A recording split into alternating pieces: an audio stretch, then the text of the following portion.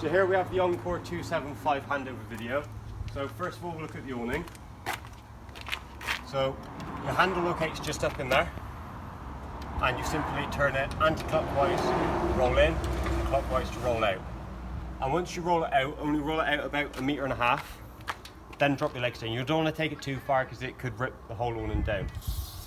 So when you come to put the awning out, bring the legs down, put your clip over, put your little safety catch over, and that locks the leg into place.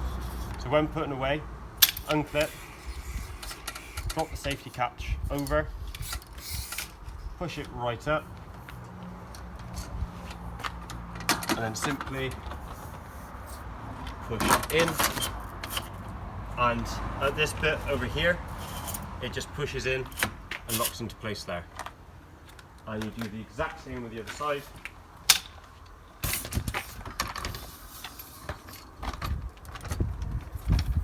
Lock it away, push it in, and it locks it in. And then you just simply wind it back in.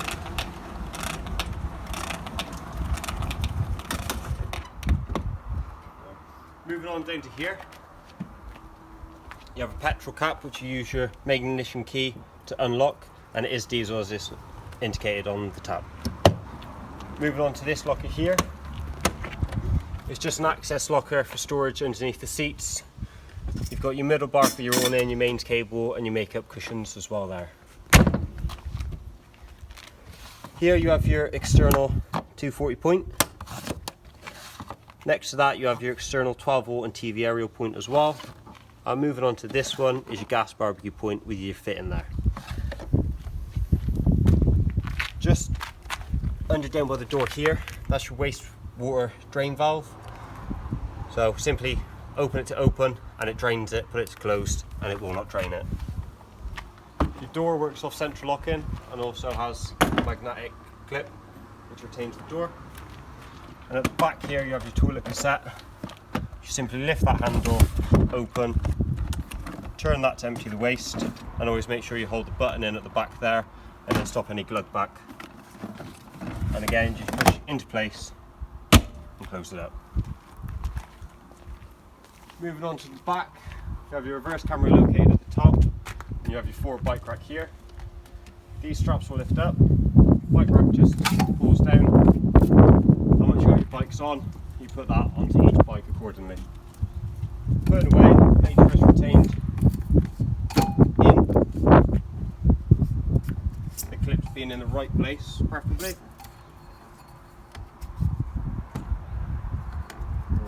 Not like that. And make sure those clips push down and that secures it into place. Move around to the back. This here is your fillet for your fresh water tank. Simply put your hose in there and just allow it to fill up. You also have a little lock on there so you can lock it so nobody can contaminate your water. Just at the bottom you have your blue drain valve which is for your fresh water tank. Same as the other one, on open it will drain and when it's on closed it won't. Moving on to your gas locker. Have a regulator up there with your two straps for 2 7-kilo bottles, and just down there you have your vents there. Make sure they're never blocked, as if there is a gas leak the gas has somewhere to escape. That's the flue for the back for your boiler, sorry, and that there is your main hookup point right there.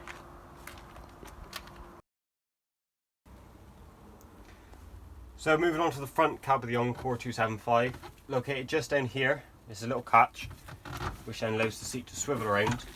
You will have to manipulate it around a little bit to get it to turn right round.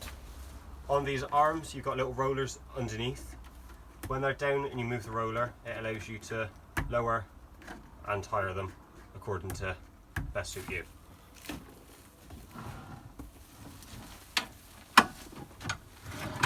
Down the bottom down here is your glove box, and up here is a chiller cabinet, so you can put some food and drink in there, and all it'll do is act as a little chiller cabinet when you've got your air conditioning turned on, which is there. This is a little remote control for your reverse camera which is located up there. It just allows you to turn it on and switch between 2 channels. Down here you have your 12 volt and your USB point. Up here you have your media system. It's Bluetooth connectivity, so you can connect your phone and all on there. It's as simple as turning it on, browsing and entering there. There's more advanced settings to go into the phone, but if I get into that, that's what you'll more than likely forget. But that's just the basic controls there. Moving down to here, your outer dial does the cold up to the hot, and the middle dial does your speed of your fan. Moving on down here, you have where you would like the air to be coming in, so you can have it at feet and face, or just the face. And at the bottom there, you can turn it so it will then run fresh air from the outside, or it'll recirculate the air from inside the vehicle. Up here, just simply pulling that up and unlocking it. This here, you can put an iPad or phone in there for traveling, and all you can do is lock it in, and that holds it into place. And when it's unlocked, click it all back in and lock it back down. Moving on to the steering wheel, you have your mute button and your volume controls for your media system there, and you also have your hands free, so you can answer, decline and flick through your contacts on there. Same as your usual vans, you've got your indicators and your windscreen wipers there, and you've also got your speed limiter and your cruise control switch down in there. Moving on to the front, you have your front cab lines. These simply push all the way across, connect by magnetic strip, and again just push those out, push them in, and make sure they're clicked in before travelling. And it's the exact same on the windows, connect by magnetic strip, and just make sure before you leave they are fully fastened in. Located just down in there is your little yellow drain valve. You will have to unscrew this, lift it up to then turn it on and off. And then moving on to your bed arrangement,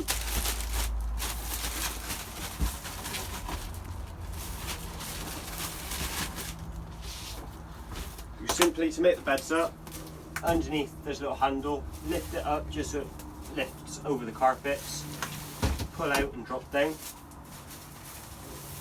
Then pull it out,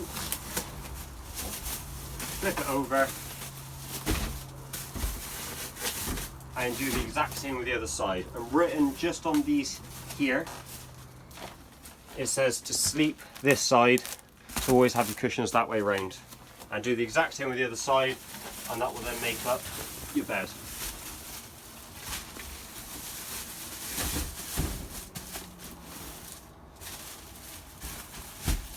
Moving on to the cupboards just up above, the handles simply pull down, which then allows them to release and lift up.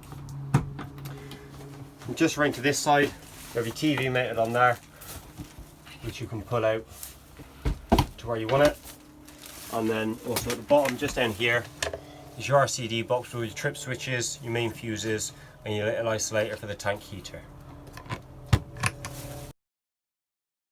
So moving on to the kitchen and the appliances side of the motorhome. Just here you have the oven. So just down here is all your control knobs for your 3 gas and your 1 electric. So your electric there has 6 settings. With your gas hobs, your grill and your oven, they all work the same in respect of they push in and turn.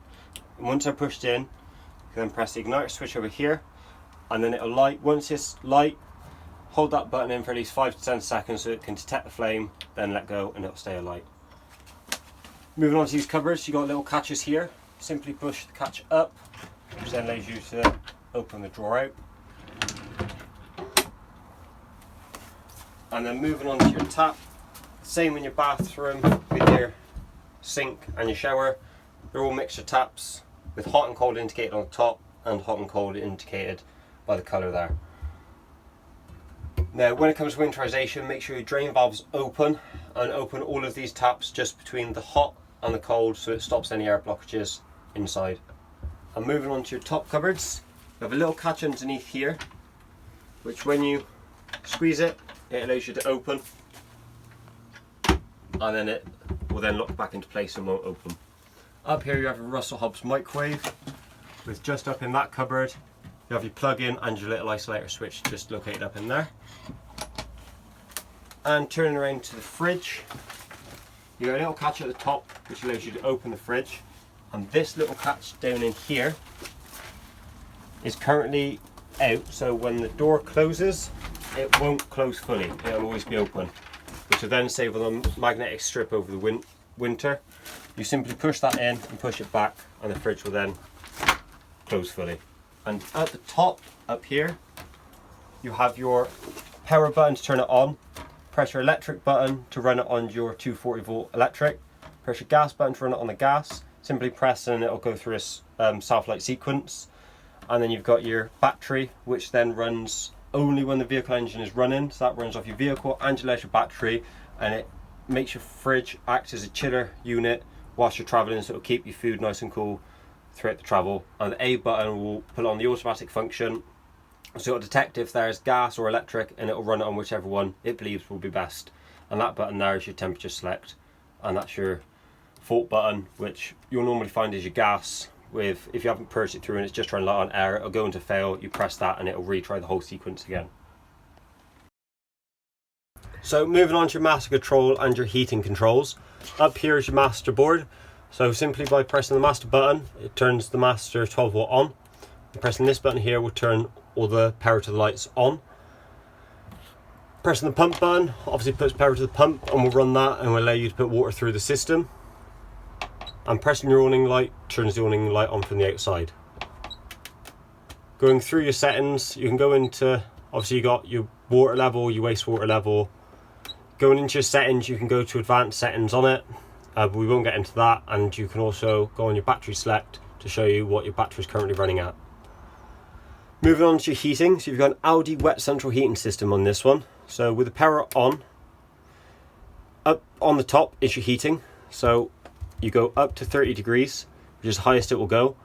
Whilst that's on, that will run your hot water up to temperature, but if you get to site and you want the hot water up to temperature quicker, if you press the button underneath, that should boost, and that'll prioritise your hot water over the heating. So if you want to have a shower, if you just got to site, then simply put that on, and that'll prioritise the hot water over the heating first of all. But having it off, it will do the hot water in the background as well. And just underneath it is your electric, so that'll put it up to 3 kilowatts of electric, you can run it off. And the bottom one is your gas. Simply clicking it, it'll go into a self lighting sequence by itself. And you can go into settings, so you can set timers, etc. That's all the advanced settings, but that's all the basic controls there.